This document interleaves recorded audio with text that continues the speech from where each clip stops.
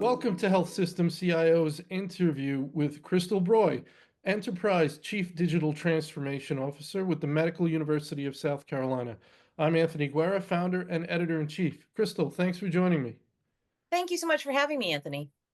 Excellent. You want to start off by telling me about your organization and your role?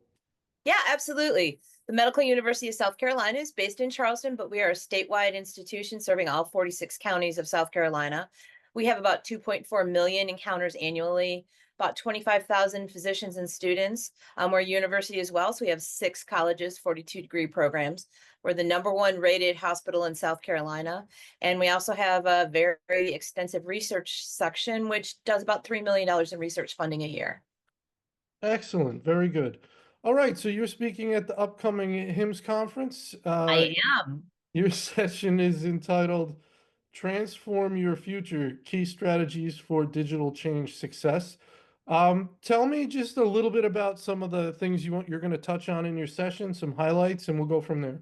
Yeah, absolutely. So the key thing is that when we talk about digital transformation, it's not just about technology, it's about process and culture change.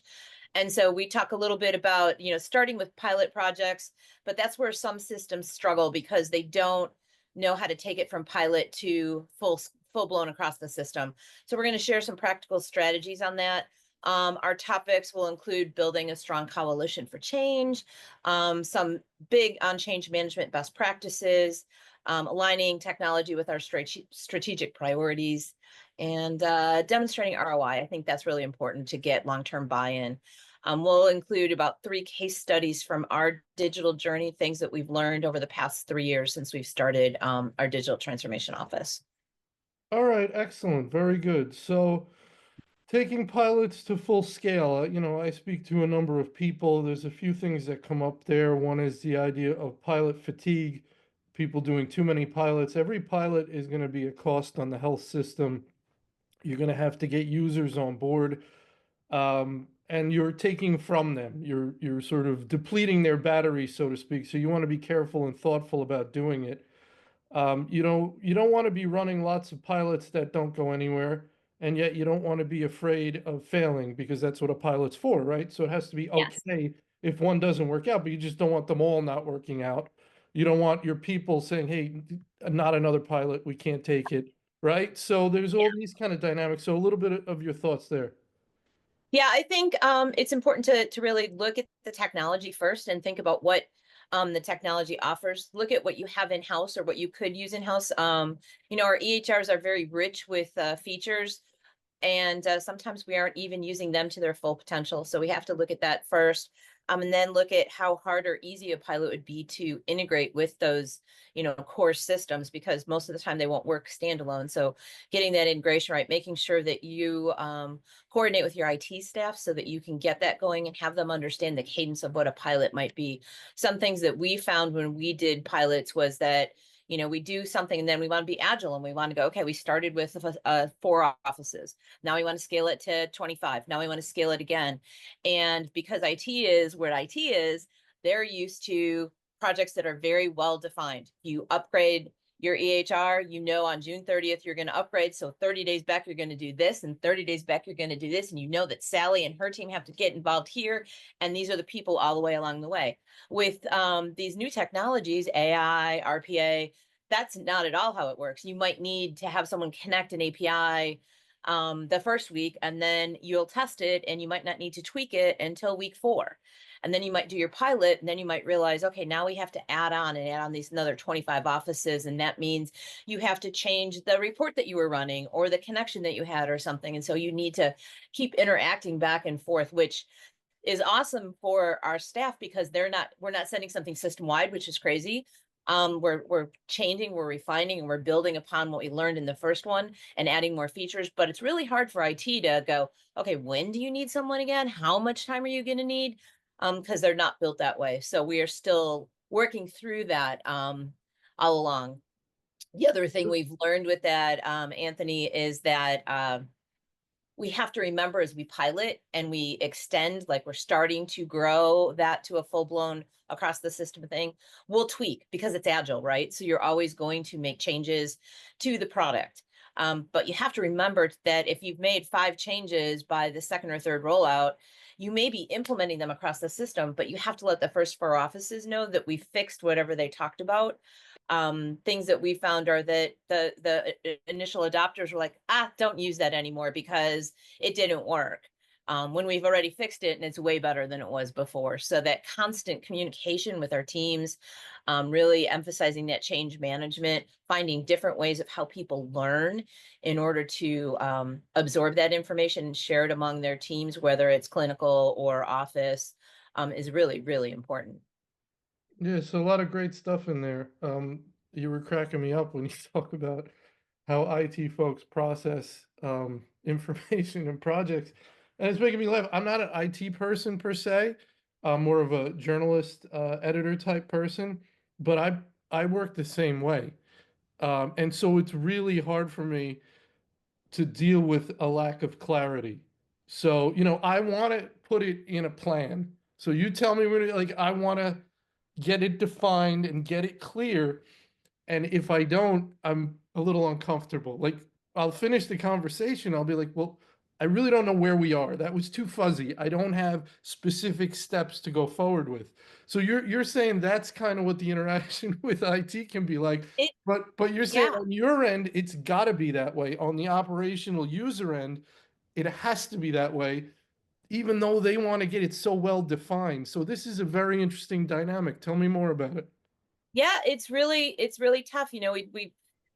We've tried a voice bot, for example, and we had a struggle along the way trying to get it to work with our EHR to make that connection to know that you are Anthony and I can pull up your record.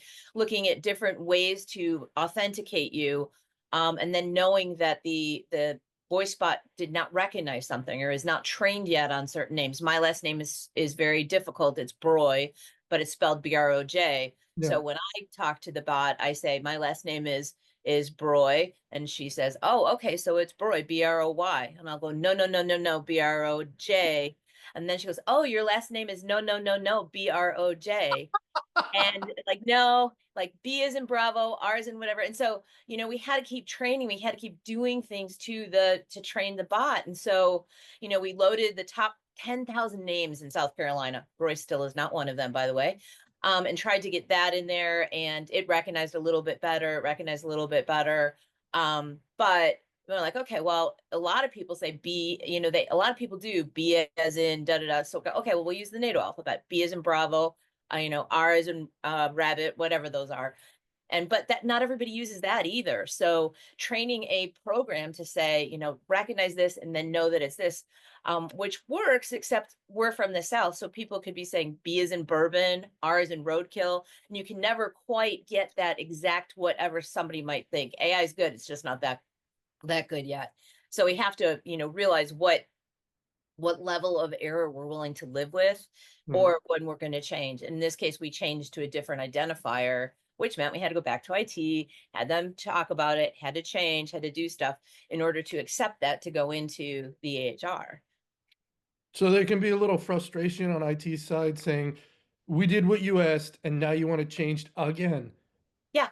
Yeah. And I mean, that is agile, development. Many, many, Right. many companies use it, but you don't use that when you have a big system and that 60, 90 days, Mhm. how to judge. Or if you're going to do a project, there's a start and a finish. With transformation, there's really not a finish because you Mhm. you can't just put it on the shelf. It's not like you make a widget and you forget it and then that's it. It's the silver widget. Because we're going to change it. It's going to evolve. AI is changing so rapidly that there may be some new feature or some new way it works. And so we have to adopt that to stay competitive, to stay focused, to serve our patients and our providers better.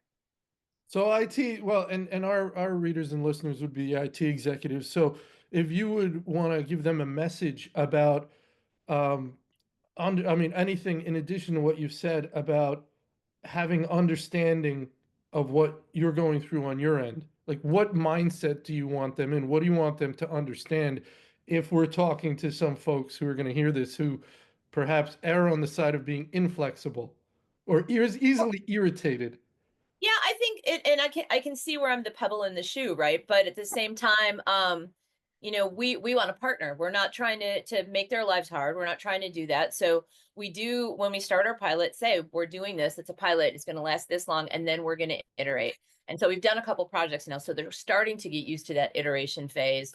And we try to guess as much as possible. I'll need an API person at the beginning and then maybe 2 hours a week until we roll out. I know that I'll need a cadence person for this or whatever, but it's sort of art, not science yet.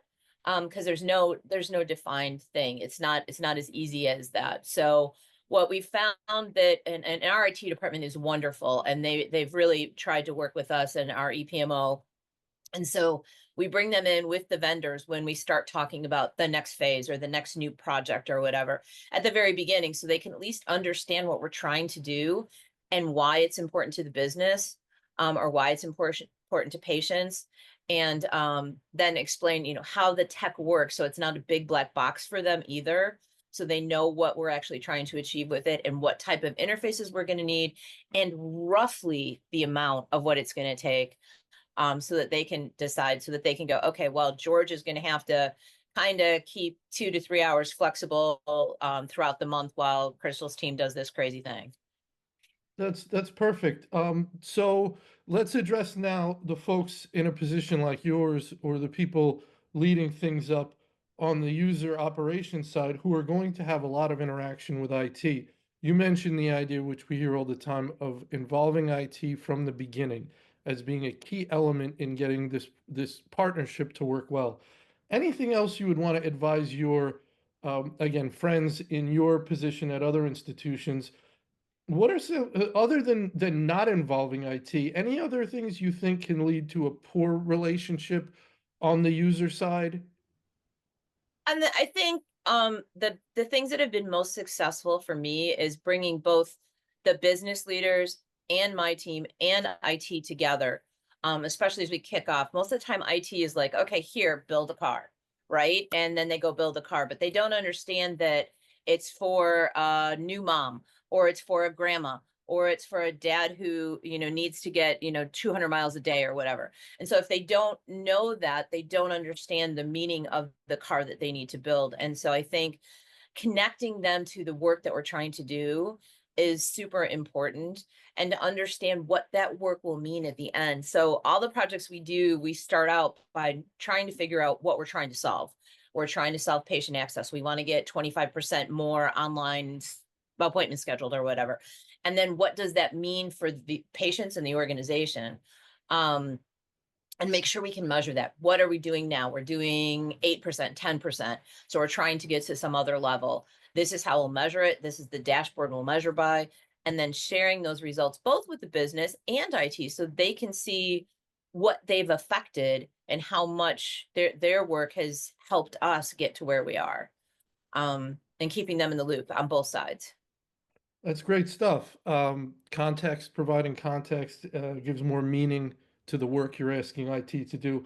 One of the things we hear that a lot of IT executives talk about doing that they feel is important is rounding. Obviously, that's going to help create context for them. They can see things in the wild, so to speak, being used. Be it perhaps they can see things being struggled with that they think are working fine, things with dead batteries or not operational, or nurses can't find whatever pumps sometimes, things like that. So that helps provide context, right? Rounding, things like that. Absolutely. Yeah, Yeah, absolutely. I mean, just that discussion in general, not knowing that they're frustrated because it takes 10 steps to do something, yeah. when there's a way we could do it faster. We are automating, and not just in the hospital, but like revenue cycle too. Right now, we have a process to do a prior authorization.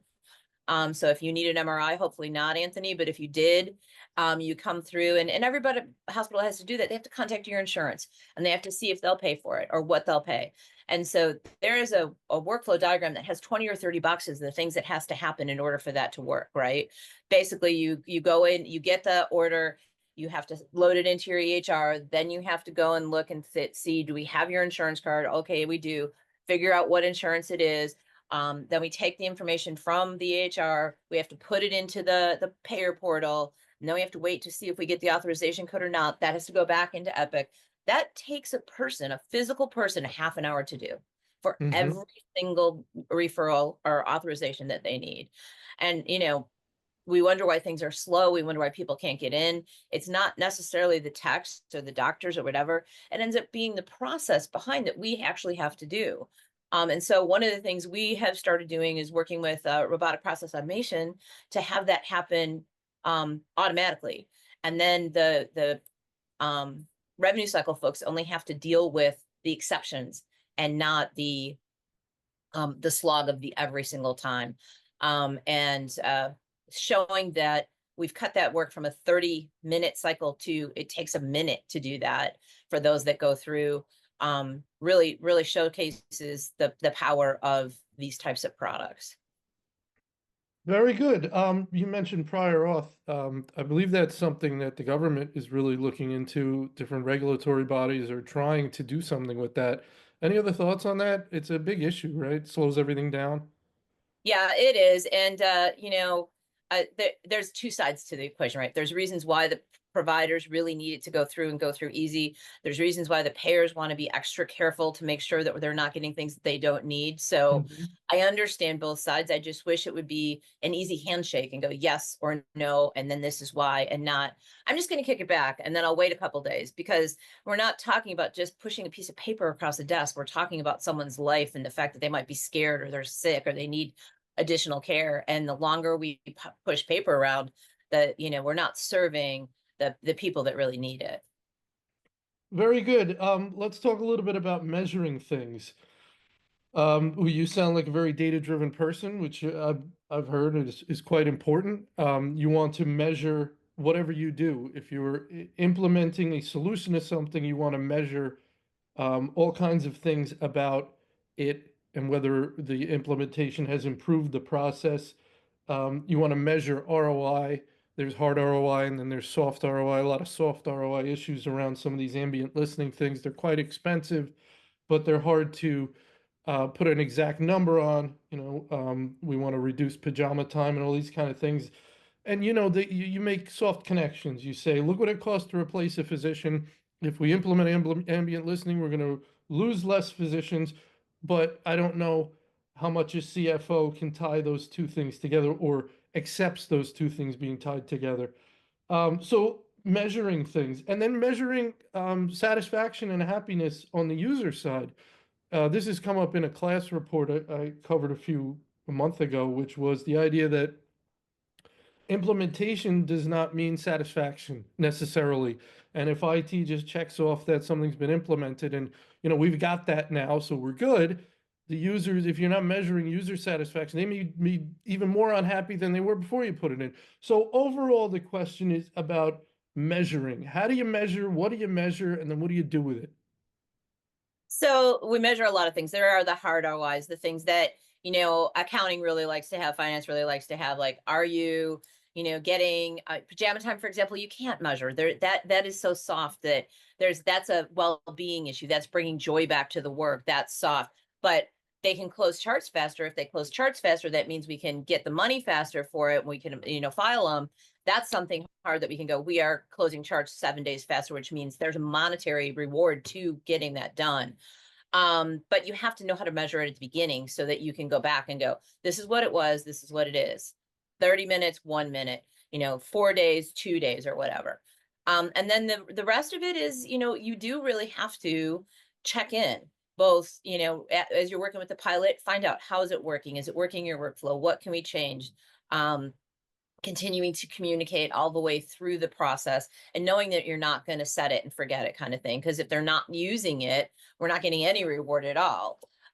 Nobody wants to look stupid doing their job. So if it doesn't work and I can't make it easy for me, I'm going to put it on the side and do it the old way. And so there's a lot of communication that you have to have with that. And then asking, just asking at the end of some of our patient things that we work on when we send them notification stuff at the end, there's a thumbs up, thumbs down. And so they Mm. can say, yeah, that was a good experience for me, or no, it wasn't. And then we give a comment box.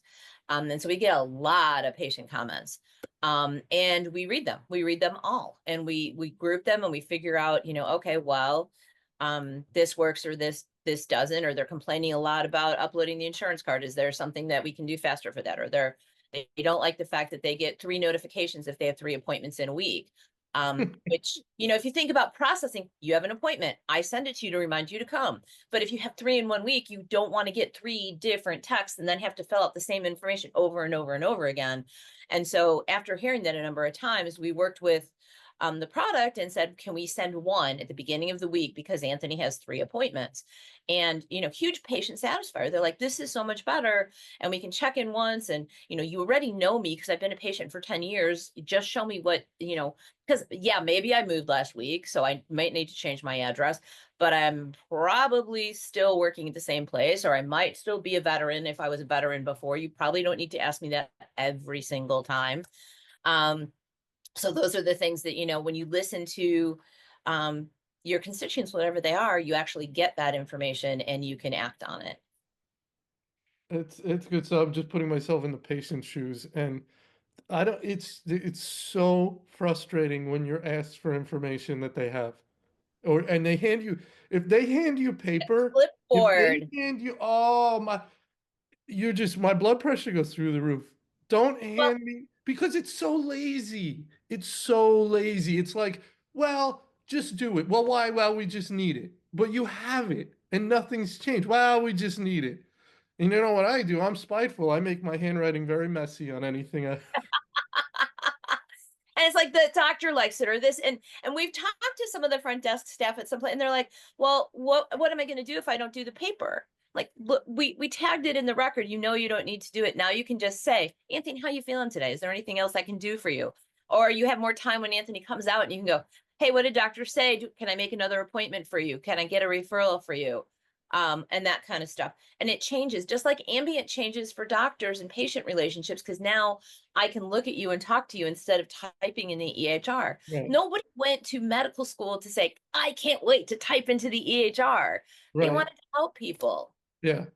Yeah, yeah. So I mean the best process change ever is when you come in and all they say is, has anything changed?